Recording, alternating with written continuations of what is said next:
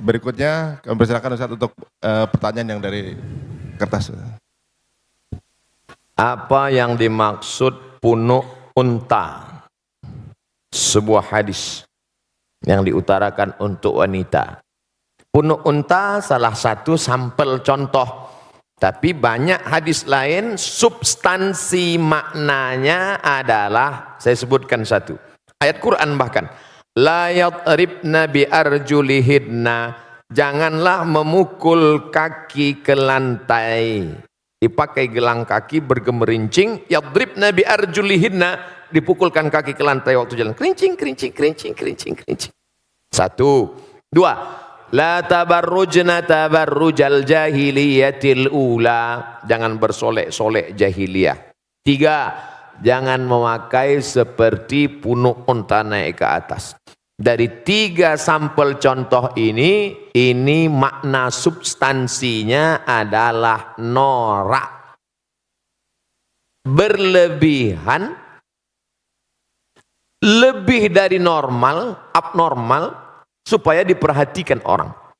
Adapun sekedar mengikat rambut, kebetulan rambut dia panjang, maka diikatnya pakai karet gula. Diikatnya. Lalu kemudian ketika dia pakai jilbab agak menonjol sedikit, ya nggak apa-apa. Tapi sengaja dipakai tinggi ke atas supaya ketika dia lewat semua wow. Jadi jangan ditangkap sampelnya, tapi yang diambil adalah substansinya. Karena sekarang banyak orang, perempuan, tidak seperti punuk onta, tapi noraknya lebih daripada punuk onta. Pahami ini dengan baik. Tentang masalah gemerincing di lantai, tidak ada lagi. Tentang solek jahiliyah, tidak lagi. Tentang punuk onta, tidak. Dia selamat dari tiga kasus contoh. Tapi substansi noraknya masih bertahan. Maka hukumnya dia tetap kena. Intinya wajar-wajar saja. Kau diperhatikan orang bukan norakmu, tapi karena prestasimu. Kau diperhatikan orang bukan karena make upmu, tapi karena cahaya bekas wudukmu, karena tahajudmu memancar. Ini kan ingin mencari hati orang supaya suka. Padahal hati orang itu punya Allah. Kalau Allah sudah menanamkan cinta ke dalam hatimu, maka hati-hati hamba itu pun ikut cinta kepada engkau. Oleh sebab itu maka raihlah cinta Allah dengan tahajud, raihlah cinta Allah dengan baca Quran dan zikir, bukan dengan yang semu, bukan dengan yang hilang. Karena kita akan capek melelahkan diri sendiri hanya dengan kepalsuan-kepalsuan. Kenapa dia bercahaya wajahnya? Bekas wudhu. Masya Allah. Emang saya tayamum. Artinya kita tetap beramal, berdoa, biarlah orang suka, karena Allah menanamkan suka itu bukan karena dibuat-buat, karena sesuatu yang dibuat-buat kita akan lelah, capek sendiri. Normal saja, apa adanya. Apa boleh seorang anak naik haji, tapi orang tuanya belum pernah pergi haji? Pulang dari sini, kau ambil kain selendang, kau gendong ibumu, dari Jakarta jalan kaki ke kota Makkah. Sampai di Makkah kau tawaf 7 putaran, naik ke Bukit Safa, pergi ke Marwah 7 putaran, tahallul. Maka belum dapat menebus sekali teriakannya saat melahirkanmu. Oleh sebab itu yang punya uang, senangkanlah hati orang tua. Buatlah ibumu seperti raja, maka rezekimu akan seperti raja-raja. Bukan hadis Nabi, saya ketemu di grup WhatsApp.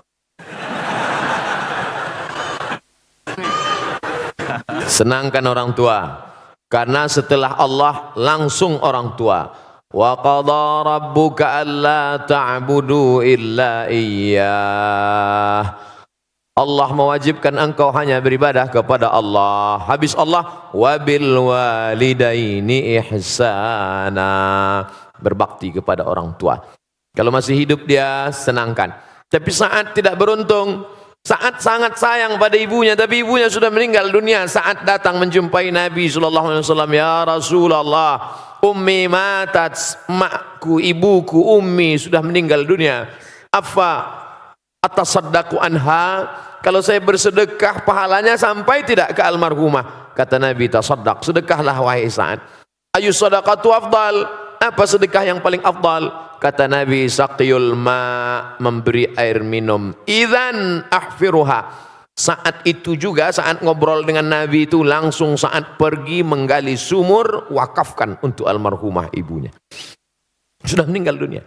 Maka yang masih hidup, esok hari libur, bawakan makanan kesukaannya, belikan pakaian yang paling indah, tunjukkan kertas, mama, sudah kami daftarkan ONH. Alhamdulillah, tapi baru bayar DP 5%. Doakan supaya rezeki kami halal berkah. Saya sudah banyak berjalan, jauh berjalan, banyak dilihat, lama hidup banyak dirasa. Di balik kesuksesan orang-orang besar itu saya lihat, saya perhatikan, rupanya di ruang kamarnya ada gambar ibunya. Rupanya saat dia kata sambutan bercerita tentang ibunya, rata-rata kebesaran orang-orang hebat itu berawal dari doa ibu. Ayah juga luar biasa. Ummuka ibumu, ummuka ibumu, ummuka ibumu. Saat Nabi ditanya, ayyun nas, man ahaqqun nas bi husni suhbati, siapa orang yang paling layak mendapatkan baktiku? Ummuka. Setelah itu abuka, bapakmu. Oleh sebab itu maka kalau masih hidup dia senangkan. Bisa memberangkatkan dia haji, Allah akan ganti berpuluh-puluh kali kau akan bisa ke tanah suci Makkah Al-Mukarramah insyaAllah.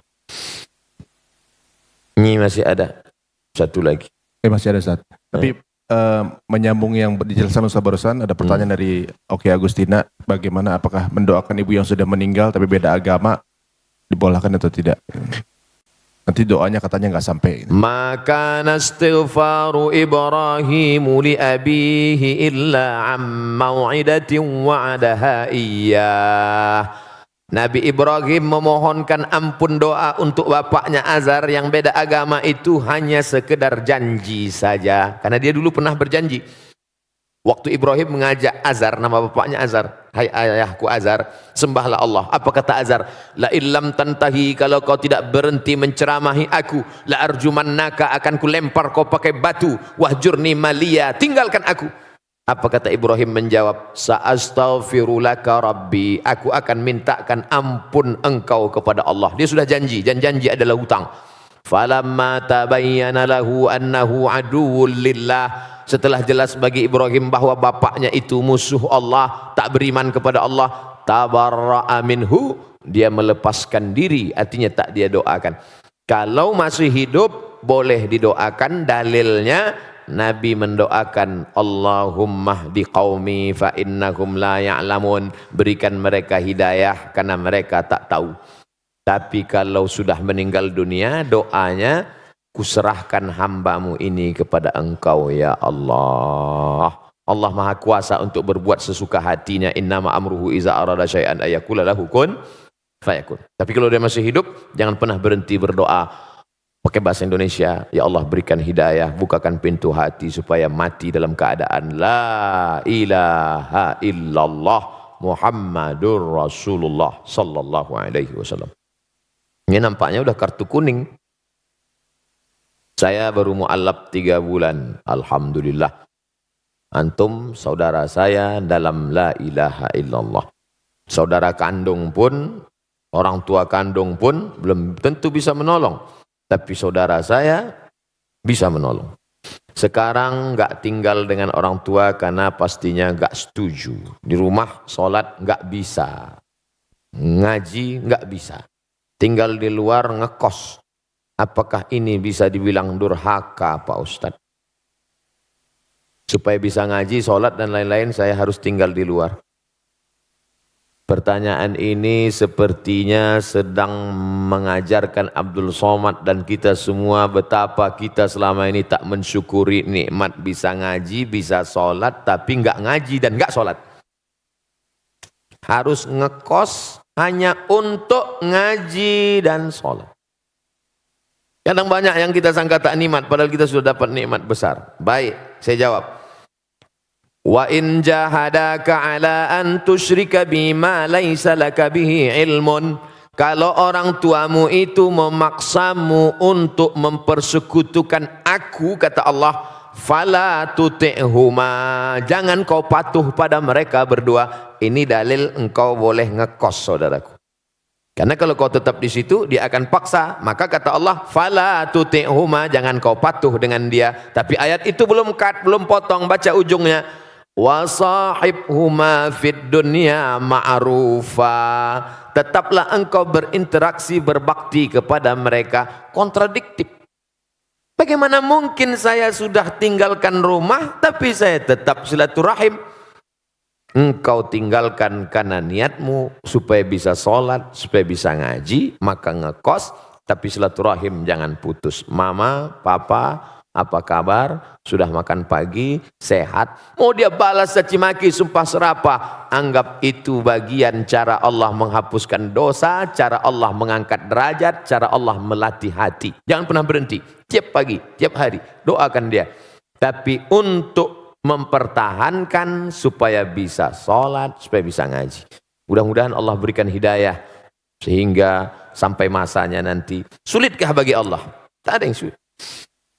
Qalbul mu'min baina asabi'ir rahman. Hati manusia ini di jari jemari Allah. Di jari jemari kuasa kudrat iradat Allah SWT. Insya'a, kalau dia mau dia buat begini, kalau dia mau dia buat begini.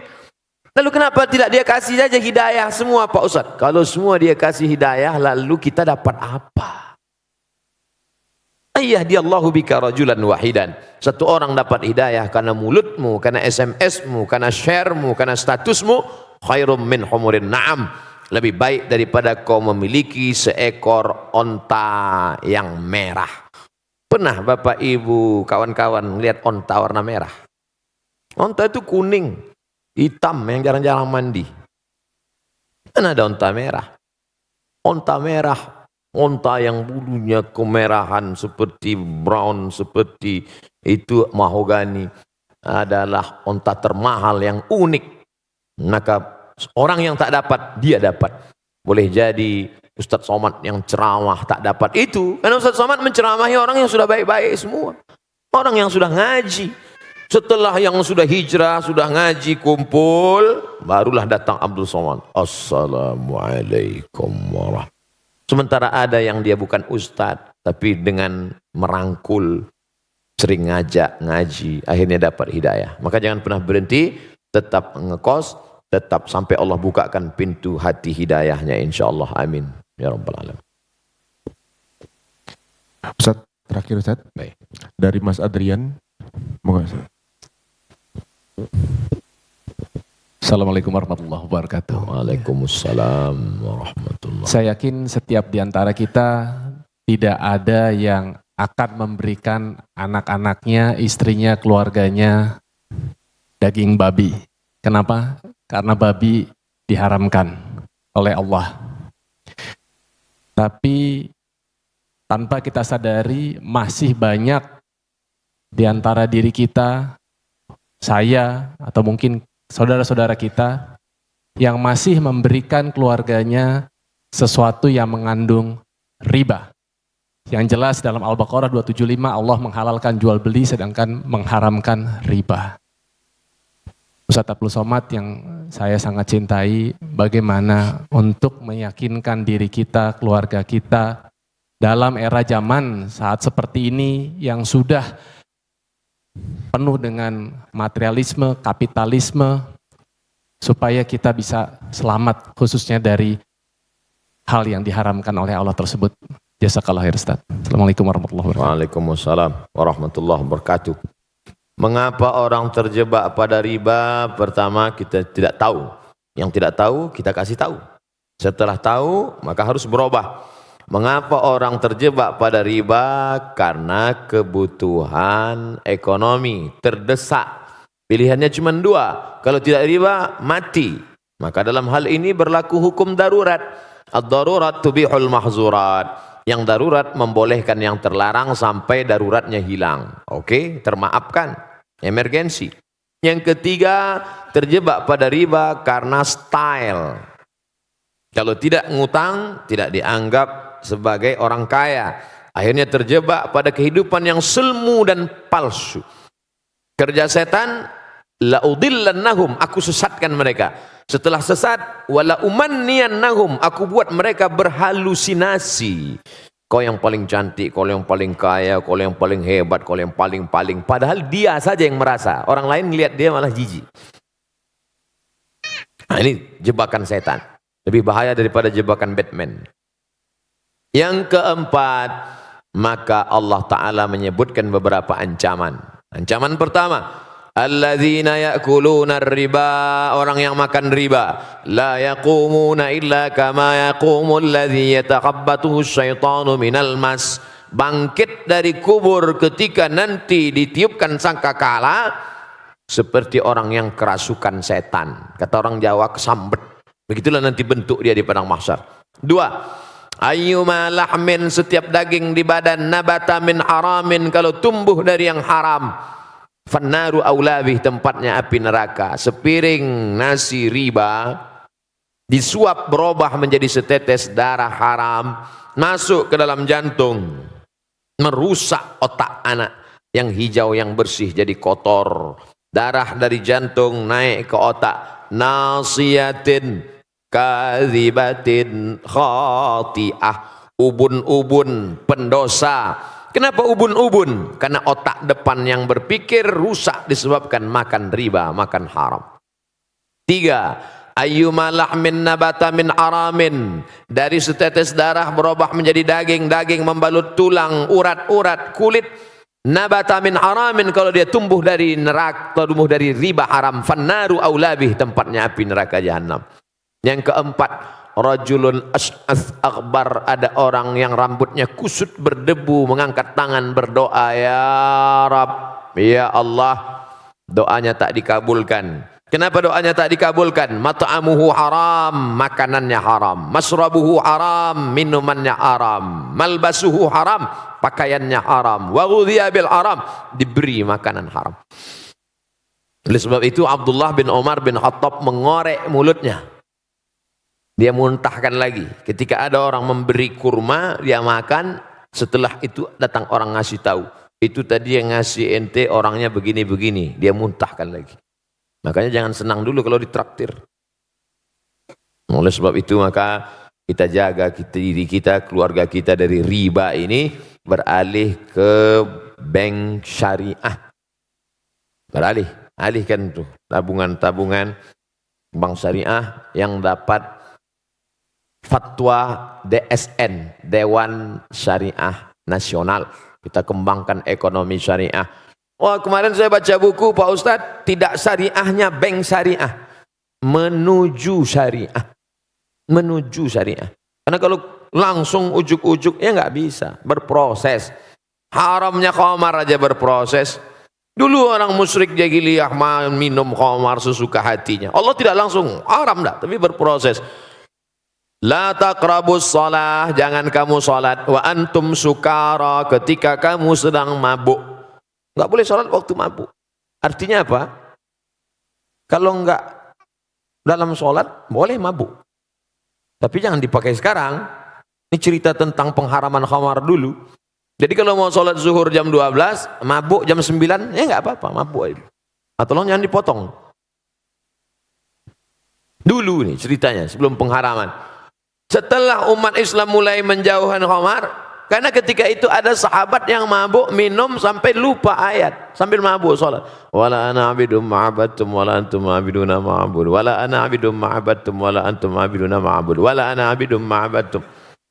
Maka turun ayat, la taqrabus salata wa antum sukara. Jangan kamu salat ketika kamu mabuk hatta ta'lamu ma taqulun, sampai kamu sadar apa yang kamu ucapkan. Artinya umat Islam sudah mulai menjauhi khamar. Setelah jauh baru turun ayat kedua. Yas'alunaka 'anil khamri wal maisir. Kalau mereka bertanya kepadamu tentang khamar dan judi, qul, katakan, fihima itsmun kabir, dosanya besar. Tapi manfaatnya juga besar. Tetap cerita manfaat, tapi udah mulai agak-agak jauh. Setelah jauh, baru turun ayat pamungkas yang ketiga, innamal khamru, khamar, sabu-sabu, narkoba, wal maisir, judi, wal ansab, menyembelih binatang untuk berhala, wal azlam, mengundi nasib, rijsun, najis, min amali syaitan, perbuatan setan, fajtanibuh, jauhi. Nah, jadi finalnya begitu. Begitu juga tentang proses ini, berdiri bank muamalat, lalu bank-bank konvensional buka cabang divisi syariah, 16 tahun, 15 tahun baru boleh mendirikan sendiri. Beberapa bank daerah, bank Aceh, bank NTB, bank Sumatera Barat, nah ini bank Riau, berubah menjadi bank syariah. Mudah-mudahan semuanya dalam proses, walaupun mungkin kita tidak lagi hidup di atas dunia, tapi anak-anak cucu kita mendapatkan bank syariah ini sehingga murni dari riba, insyaallah. Amin ya rabbal alamin.